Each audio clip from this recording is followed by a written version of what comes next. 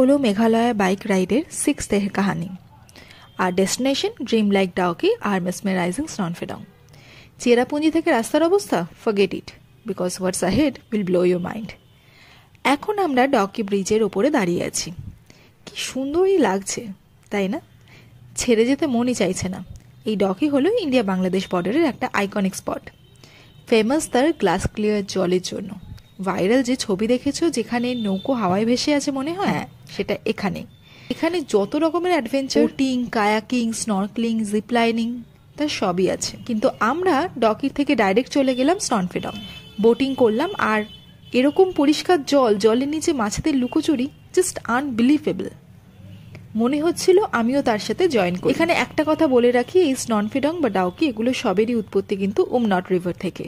এগুলো বেসিক্যালি জায়গা বা গ্রাম। উমনট রিভারের স্বচ্ছ জল আর সৌন্দর্যকে ডেসক্রাইব করার মতন শব্দ আমার কাছে সত্যিই নেই।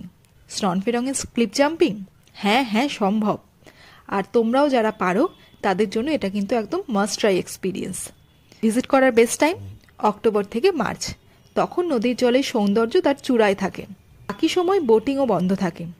ডকি আর স্ননফেডং হলো একটা পুরো সিনেমেটিক এক্সপিরিয়েন্স। এটা একবার হলেও দেখতেই হবে। নেচার, অ্যাডভেঞ্চার আর সৌন্দর্যের একটা ম্যাজিক ককটেল, যেটা মনে থাকবে ফর এভার।